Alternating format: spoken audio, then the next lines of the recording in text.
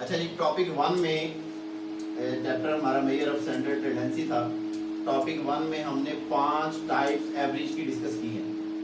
Number 1 arithmetic mean. Arithmetic mean को हल करने के 3 मेथड, कौन कौन सा? Direct, indirect and coding method. फिर हमने दूसरी टाइप मीडियन, फिर तीसरी टाइप मॉड, फिर चौथी टाइप हार्मोनिक मीन, फिर पांचवी टाइप जियोमेट्रिक मीन। ये 5 की 5 टाइप्स हमने इनकी डेफिनेशंस, इनके फार्मूले और इनका ग्रुप और अनग्रुप का एक एक क्वेश्चन हमने प्रीवियस लेक्चर्स में समझ लिया। ऐसे हुआ है? Yes, sir. अब इस चैप्टर का टॉपिक 2 हमारे हिसाब से हमने टॉपिक 2 बनाया है, वो है क्वांटाइज। क्वांटाइज में 3 चीजें हैं। Number 1 quartile, number 2 decile, number 3 percentile. Quartile की डेफिनेशन सुन लें, मैंने पहले भी आपको लिखवाई हुई है। Divide the data into 4 equal parts after arranging in ascending order. ये याद रखना है, अरेंज लाजमी करना है। अरेंज नहीं करेंगे तो क्वेश्चन गलत होगा। ठीक है?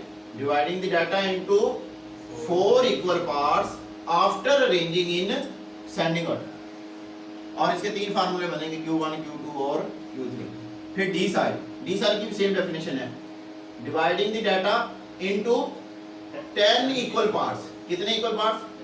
10 equal parts after arranging in ascending order. ये बात याद रखना। यहां पे फिर क्या डेफिनेशन देखें, dividing the data into 100 equal parts after arranging in ascending order. बात क्लियर है? वही सेम मीडियन से हम क्वार्टाइल का फार्मूला बना लेंगे। मीडियन में हम डाटा को कितने हिस्सों में डिवाइड करते हैं? 2 हिस्सों में, तो बटे में 2 आ जाता है। क्वार्टाइल में 4 हिस्सों में, तो बटे में, डिसाइल में 10 हिस्सों में, तो बटे में 10 आ जाएगा। और परसेंटाइल में 100 हिस्से बनाते हैं तो बटे में 100 आ जाएगा। ये बात आपको क्लियर है? अब आ जाए टॉपिक 3 पे। टॉपिक 3 है प्रॉपर्टीज ऑफ अरिथमेटिक मीन। ये 2 नंबर का क्वेश्चन आ जाता है और मोस्टली आ जाता है। पहली प्रॉपर्टी मैंने लिखी है, जरा गौर से देखिएगा सब लोग। ये वर्ड आप जानते हैं, ये जो साइन बना हुआ है इसको क्या कहते हैं? सम। ठीक है जी? एक्स किसको शो करता है? एक्स वैल्यूज को।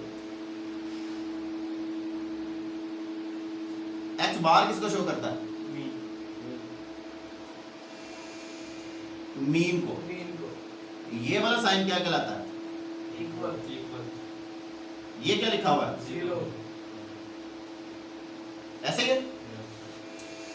वो कहता है, अच्छा ये जो ब्रैकेट है, ये 2 ब्रैकेट्स लगी हुई हैं, इसका मतलब है ये मिलके भी कोई चीज बन रही है, तभी तो ब्रैकेट लगी हुई है, वरना ब्रैकेट की क्या जरूरत होती है? इसको हम कहते हैं डेविएशन।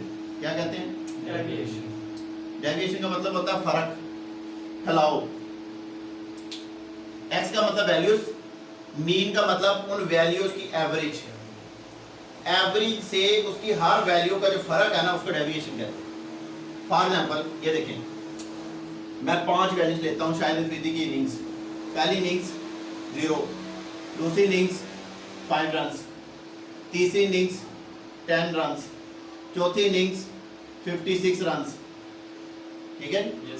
पांचवी इनिंग्स फिर 0। इसकी एवरेज निकालें, ये बनेगा 66 और 71 डिवाइडेड बाय 5, 14 के रोड अबाउट।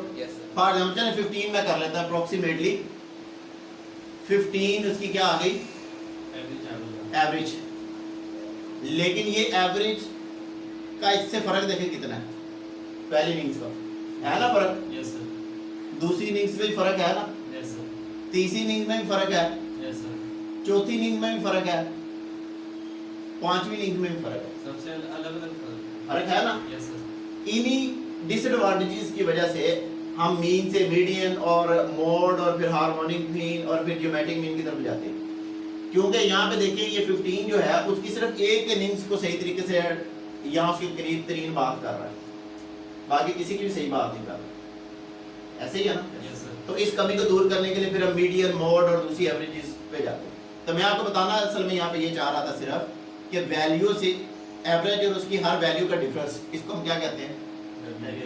ये सारी वैल्यूज हैं, जैसे ये 0, 5, 10, 56 और 0, और ये है मीन जो कि अप्रोक्सीमेटली 15। क्लियर? तो ये प्रॉपर्टी क्या कहती है? वो कहते हैं कि हर वैल्यू को उसके मीन से माइनस कर दो, हर वैल्यू को उसके माइनस कर दो, और फिर उसका वो हमेशा किसके इक्वल आएगा? बात सुन रही है? हमेशा किसके इक्वल आएगा? 0 के। अभी मैं इसको प्रूव भी कर लेंगे, लेकिन उससे पहले मैं इसको इंग्लिश में लिखता हूँ। ये तो मैथमेटिकल स्टेटमेंट की लैंग्वेज में है ना। तो ये देखें, ये क्या लिखा हुआ है? ये क्या है? सम किसका? वैल्यू, बल्कि ये पूरा है ना इसका, हम वैल्यू को छोड़ देते हैं, हम डेविएशन को यूज कर लेते हैं। वैल्यू क्योंकि पूरी बनी हुई है ना, ये देखिए ब्रैकेट। सम किसका सम है? डेविएशन का। सम ऑफ डेविएशन, सिर्फ वैल्यूज का नहीं होना, उनके डिफरेंस का, दोनों का सम होना है, क्योंकि ब्रैकेट लगी हुई है। सम ऑफ डेविएशन हो गया। वो डेविएशन लेनी किस में से है? Sum of deviation from mean is equal to 0। यही बात हमने इंग्लिश में लिखी। सम ऑफ डेविएशन यानी ये सम है, किसका सम है? डेविएशन का। और अगर डेविएशन का सम ले ले तो इक्वल किसके होता है? 0 के। बात तो रही है? यस। तो कोई नहीं है। ये नीचे देखें, ये क्या है? सम। ये क्या है? डेविएशन। और डेविएशन का क्या है? स्क्वायर। तो ये सिर्फ डेविएशन नहीं है, ये स्क्वायर डेविएशन है। क्लियर? अगर स्क्वायर डेविएशन होगी तो उसका रिजल्ट 0 नहीं होगा, मिनिमम कोई ना कोई उसकी वैल्यू आएगी। ठीक है, तो इसको भी लिख लेते हैं। Sum of deviation, sum of square deviation, square deviation from mean equal to minimum value, minimum. Clear है? सबको क्लियर है? अच्छा, मैं ना इसको इस साइड पे थोड़ा सा प्रूव भी कर देता हूँ। ये देखिए, मैं कोई फर्जी वैल्यू लेता हूँ। ये मैं क्यों प्रूव करवाने लगा हूँ कि जब वो क्वेश्चन आपसे पूछेगा ना कि फाइंड मीन, तो ये कह भी सकता है कि also prove that the properties of arithmetic. तो फिर आपको ये प्रूव करनी पड़ेगी क्वेश्चन में। मैं क्वेश्चन कर देता हूँ आपको। ये देखिए, मैं कहता हूँ find mean also prove its properties. ठीक है, डाटा ये है 2, 4, 6, 8 एंड 10। मैं इसका सोल्यूशन करता हूँ। 3 चीजें हैं। सबसे पहले तो मीन निकाल लेते हैं, अनग्रुप डाटा ना, अनग्रुप डाटा का मीन निकाल लेते हैं। क्या फार्मूला आता है? यानी x की सारी वैल्यूज का सम करें। 6, 12, 20, 30 ओवर 5। आंसर क्या आया? 6। मीन का आंसर क्या आ गया? 6। अब मैंने पहली प्रॉपर्टी प्रूफ करनी है। पहली प्रॉपर्टी है, मैं उसके लिए पहले x की वैल्यूज लिखता हूँ। किसके बराबर है? 2, 4, 6, 8, 10। इधर देखिए, x माइनस कॉलम कौन सा बनेगा? गौर से देखिए इधर, x माइनस x बार का। x बार तो हमारे पास फिक्स है ना, किसके बराबर है? मीन के। यानी वो किसके बराबर है? 6 के। x की वैल्यू लिखनी है। x की डिफरेंट वैल्यूज हैं, 2 है, 4 है, 6 है, 8 है और 10 है। फिर दरमियान में क्या है? माइनस। फिर मीन क्या है? 6। इसका रिजल्ट निकालें। -4, -2, 0, 2, 4। ये क्या बना है? x माइनस x बार।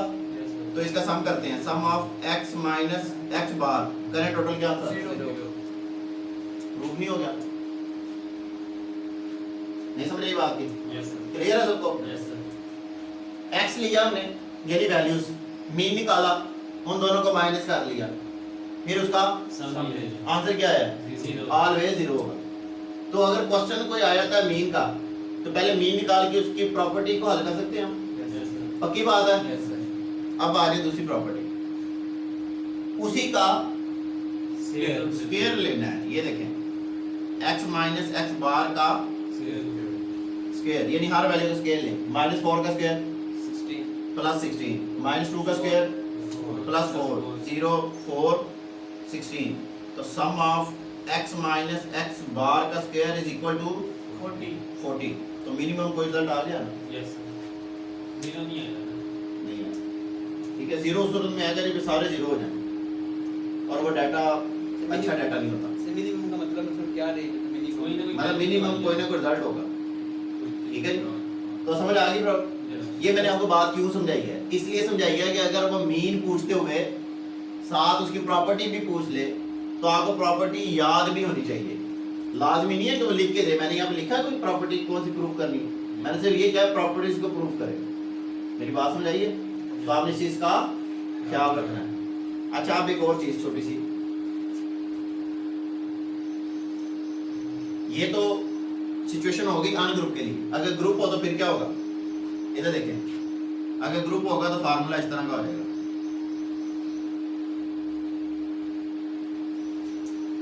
x माइनस एक्स बाहर निकाल के उसको f के साथ क्या करेंगे फिर उसका सम करेंगे वो क्या आएगा कॉमन सेंस है कि ग्रुप डाटा में f तो लाजमी होगा तो इधर भी फिर ऐसे ही होगा ग्रुप के लिए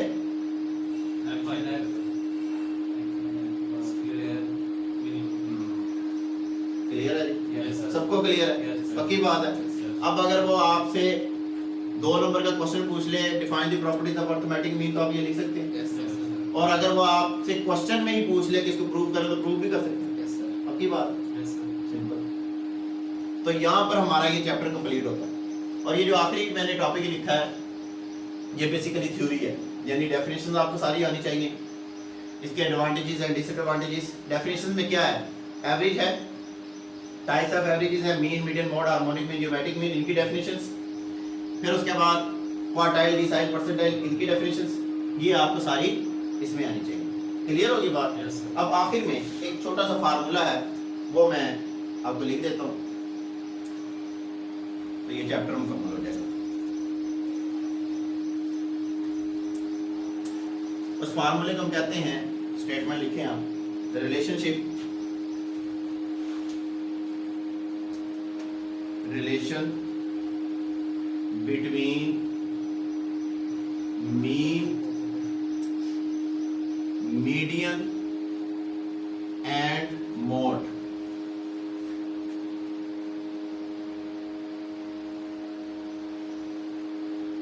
ये कुछ इस तरह का फार्मूला होता है mode is equal to 3 median minus 2 mean 3 median minus 2 mean इसको पॉज करें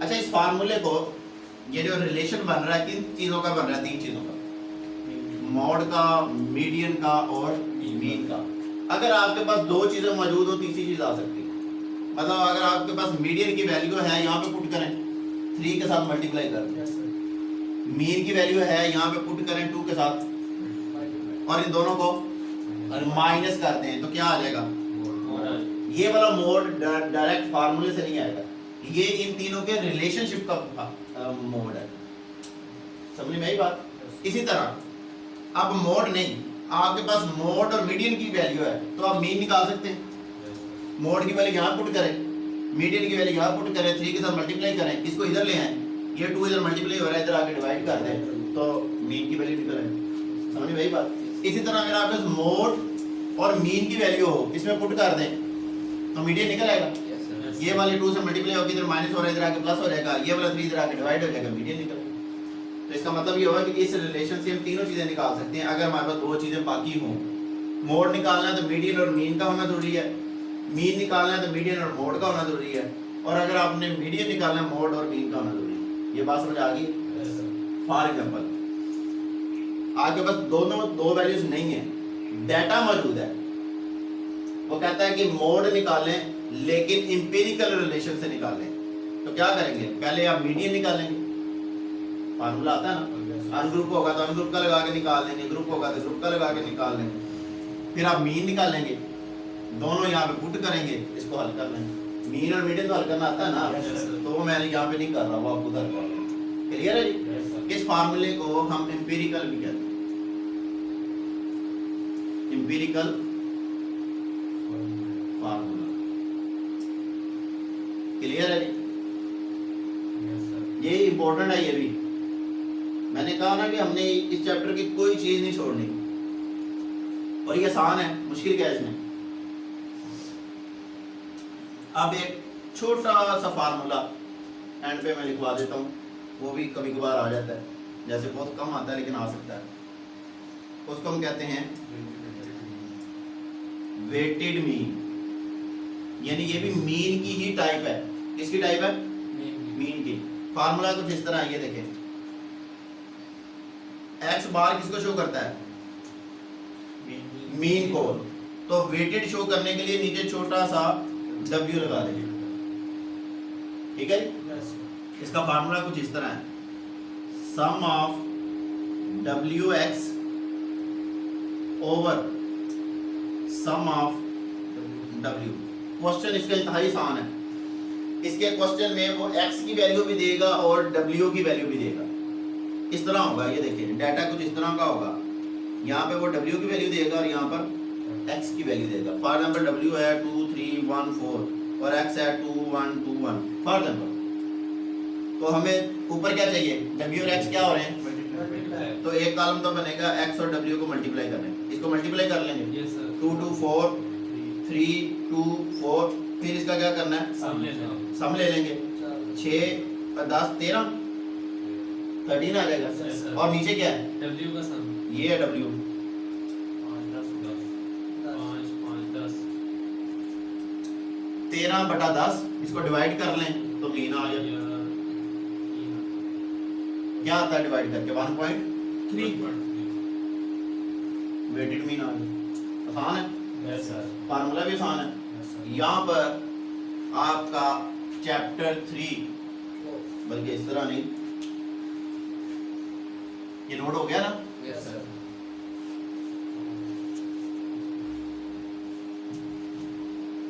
यहाँ पर आपका चैप्टर 3 जो है वो अल्हम्दुलिल्लाह क्या हो गया? क्लियर? Yes, sir.